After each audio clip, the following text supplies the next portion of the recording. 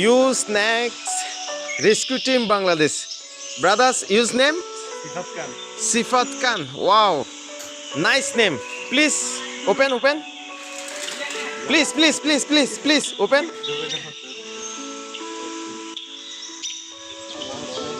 এই যে ব্যাকের মধ্যে কিন্তু এটা কিন্তু বিশাল একটা সাপ